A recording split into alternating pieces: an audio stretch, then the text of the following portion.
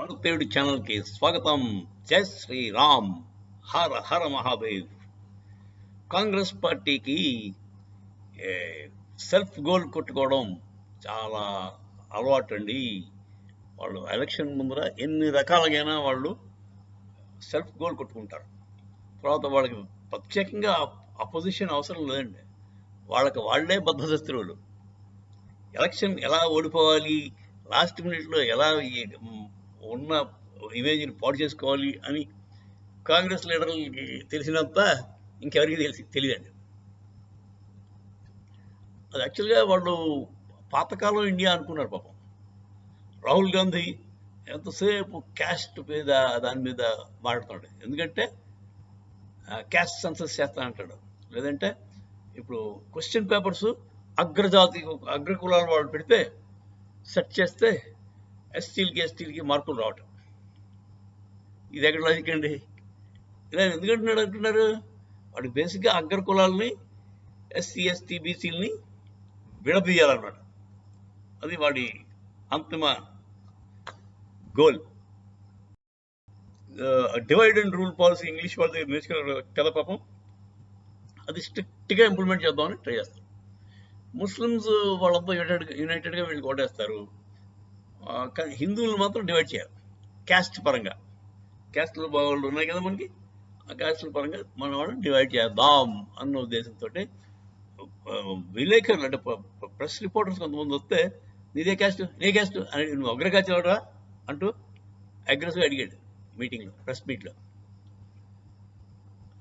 తర్వాత ఇది ఒక స్టేట్మెంట్ ఏంటి, పేపర్లో అగ్రజాతి వాళ్ళు సెట్ చేస్తే లోవర్ కాస్ట్ వాళ్ళకి మార్కులు రావట. ఎక్కడ మాట్లాడుతున్నాడు? లాజిక్ ఉందా? వాడు ఎగ్జామ్ ఎప్పుడైనా రాసాడా మనిషి? ఎగ్జామినేషన్ ఎలా సెట్ చేస్తారు, పేపర్లు ఎలా వెళ్తాయి అని తెలుసా అతనికి? కాకపోతే బేసిక్గా ఇంటెన్షన్ ఏంటంటే డివైడ్ అండ్ రూల్. హిందువులు మాత్రం ఎడగొట్టేయి కాస్ట్ పరంగా. దానికోసం సాయశక్తిలో ప్రయత్నిస్తున్నాడు. వాళ్ళ బాసులు ఉంటారు కదా పైన, వాడి మెంటార్స్ ఉంటారు కదా, శామ్ పెట్రోడా ఒకడు, తర్వాత జార్జ్ సోరోస్ ఒకడు, వీళ్ళందరూ కూడా ఇతనికి అడ్వైజర్లు. అమెరికా నుంచి ఇతన్ని గైడ్ చేస్తారు. ఇతను ఇక్కడ తోలుబొమ్మలాట్లాగా ఆడతాడు. శామ్ పెట్రోడా వాడు ఒక విచిత్రమైన మనిషిలా కనబడతాడు. వాడు ఏం చెప్పాడు, ఏకంగా మన భారతదేశాన్ని 4 ముక్కల కింద విడగొట్టాడు. మనంతా ఎక్కడి నుంచో వచ్చినాడు అంట. భారతదేశం అసలు మనుషులు ఒరిజినల్ సెటిల్స్ ఎవరు లేరు, బయట నుంచి వచ్చి బతికేస్తున్నాం ఆక్యుపై చేసేసి.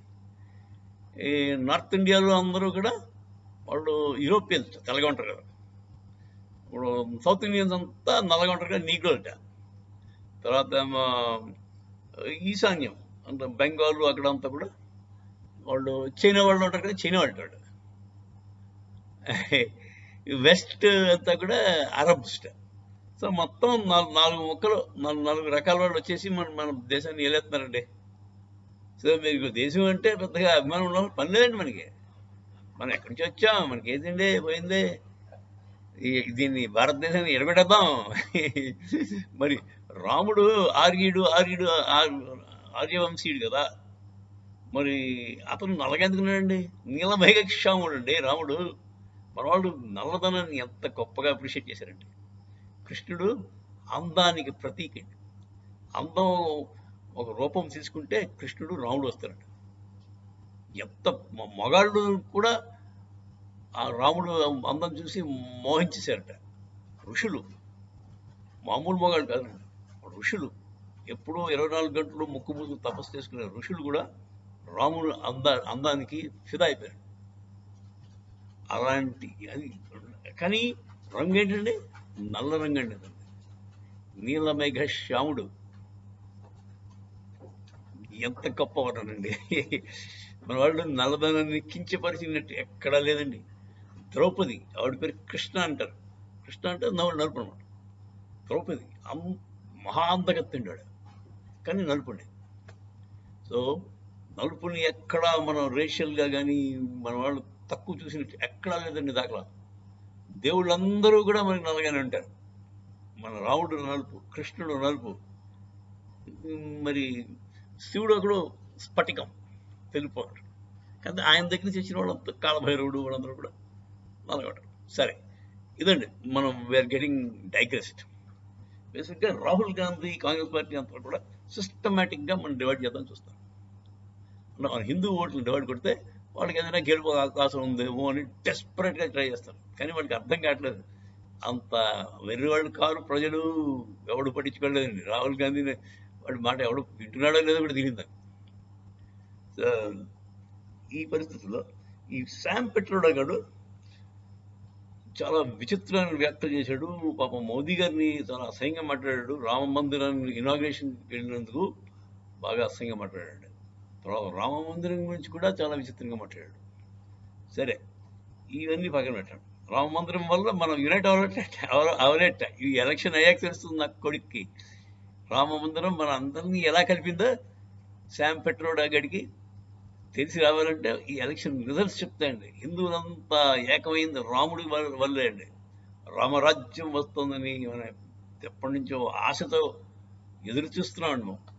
రాముడు అయోధ్యకు వచ్చాడు అంటేనే ఇంకా మనకి మంచి రోజులు వచ్చేసాయి అని మనం ధీమాగా ఉన్నాడు. సో శామ్ పిట్రోడా మంచి గుణపాఠం నేర్చుకుంటాడు. ఎలక్షన్ రిజల్ట్స్ రాగానే వాడికి తెలుస్తుంది ఎంత అమాయకత్వం జార్జ్ సోరెస్ది. హిందువుల్ని ఇంతలా తక్కువ అంచనా వేయడం వాళ్ళు చేసింది చాలా పెద్ద పొరపాటు. సరే, ఇలా ఉండగా మన తెలంగాణ వాడు కమ్యూనిస్ట్ మరి ఏంటి అతను రాముడు నీకు చిన్నాన్న, సీతమ్మ నీ చిన్నమ్మ అని అడుగుతున్నాడు. అవునండి, రాముడు మా నాన్న, అది దాశరథి మా తండ్రి, సీతమ్మ మా అమ్మ గర్వంగా చెప్పుకుంటాడు. రామదాస్ చెప్పాడు పాటలో, సీతమ్మ మాయమ్మ శ్రీరాముడు మాకు తండ్రి, గర్వంగా చెప్పుకున్నాం. ప్రతి హిందువు కూడా దానికి భయపడ్డాడు. తండ్రి హరియేలుమనడి తండ్రి తండ్రి ప్రహ్లాడు చెప్పాడు. తండ్రి నేను కాదురా, మా కొడుక్కి తండ్రి హరియేలుమనడి తండ్రి తండ్రి, అలాంటి తండ్రి తండ్రిట, నేను కాదు నీ తండ్రిని. హరి అంటే రాముడు నీ తండ్రి అని చెప్పి గర్వంగా చెప్పిన తండ్రి అసలైన తండ్రి. కుంభిని భవుడు చెప్పు గురువు కూడా దైవ చింతన గురించి చెప్పేవాడే గురువు. అది ఎంఫసిస్ ఎంత ఇచ్చారు చూడండి. మనవాడు మన భాగవతం అంతా కూడా ప్రహ్లాదుడు చెప్పాడు ఇవన్నీ. తండ్రి ఎలా ఉండాలి కొడుకుతో, తండ్రి ఏమని చెప్పాలి కొడుక్కి ఇవన్నీ చెప్పి. నా కొడుకు వాడు అంటాడు, ఏ కమ్యూనిస్ట్ వాడు వాడు మీ రాముడు మీ చిన్న సీతమ్మ చిన్నమ్మ అడుగుతున్నాడు. చిన్నమ్మ కాదురా, మా అమ్మ నాన్నరా బాబాడు. సరే, రాముడు అంటేనే మా నీవే తల్లివి తండ్రి, నీవే గురుడవు దైవము. సంస్కృతంలో చెప్పాలంటే త్వమేవ మాతా పితాత్మమేవ, త్వమేవ బంధుశ్చ సఖాత్మమేవ, త్వమేవ విద్యా చ ద్రవిడం త్వమేవ, త్వమేవ సర్వం మమ దేవదేవ. మన దేవుడిని ఎక్కడ పడతాడు చూస్తాం.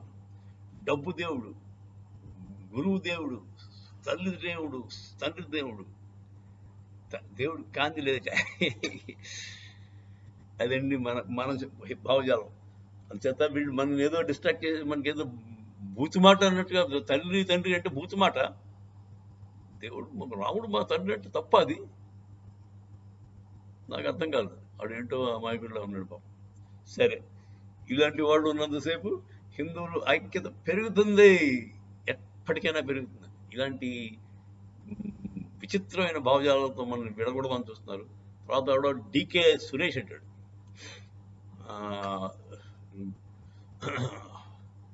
కర్ణాటక హోమ్ మినిస్టర్ తాలూకు తమ్ముడట.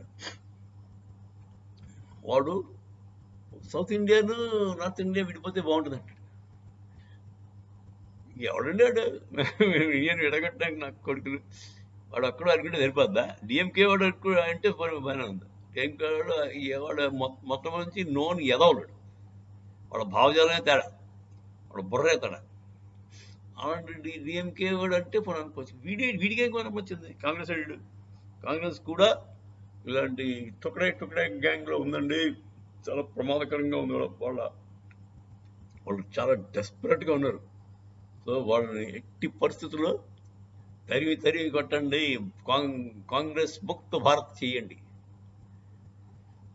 మనకి కాంగ్రెస్ అవసరం లేదండి, దాని లైఫ్ టైం అదే, దాని వ్యాలిడిటీ పీరియడ్ అయిపోయింది, ఎక్స్పైరీ డేట్ వచ్చింది కాంగ్రెస్కి.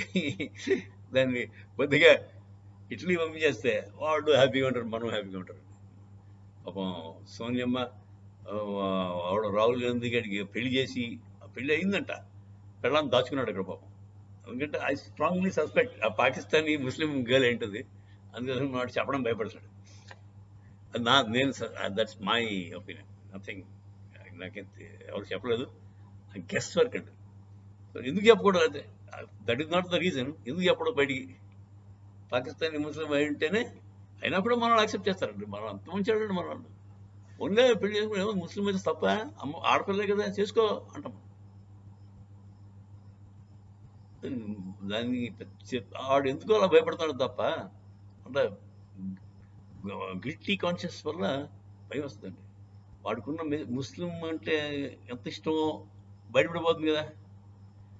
మన నేను హిందువుని బ్రాహ్మణ్ని చెప్పుకుంటాడు కదా ఓట్ల కోసం, అది చెప్పుకోవడానికి కావాలేమో భయం. సరే, అది దానివల్ల అతను బయటకు రానివ్వట్లేదు, పక్కన. నన్ను అడిగితే రాహుల్ గాంధీని, సోనియమ్మని మంచిగా సాగనంపుదాం, గౌరవంగా సాగనింపేద్దాం. ఎక్కడికి? ఇటలీ. వెళ్ళిపోతే వాళ్ళు అక్కడ హ్యాపీగా ఉంటారండి. వాళ్ళు బోల్డ్ డబ్బులు ఉన్నాయి, మనని పీక్కు తిన్న డబ్బులు వాళ్ళకి తరతరాలుగా వచ్చేస్తున్నాయి. వాళ్ళకే కాదు, ఇటలీ మొత్తాన్ని ఎకానమీ లేపేస్తున్నాడు. వాళ్ళు తీసుకెళ్ళిన డబ్బులు వాళ్ళు స్పెండ్ చేయడం పడితే ఇటలీ కూడా ప్రాస్పరస్ కంట్రీ అయిపోతుంది. సో వాళ్ళు మన దేశం వదిలి వెళ్ళిపోతే ఇటలీకి మంచిది, మనకి మంచిది, మనకి ఇంకా మంచిది. సరే అండి, ఇది కాంగ్రెస్ వాళ్ళ సెల్ఫ్ గోల్. వాడు ఎవడో శామ్ పెత్రోడా గాడు చేసిన విచిత్రమైన రిమార్క్స్. ఆ పెత్రోడా వాడికి జార్జ్ సోరోస్కి ఉన్న లింక్స్ మీకు ఆల్రెడీ తెలిసిందే. ఆ జార్జ్ సోరోస్ గాడు వాడొక డబ్బున్న మూర్ఖుడంటే వాడితో రాదు.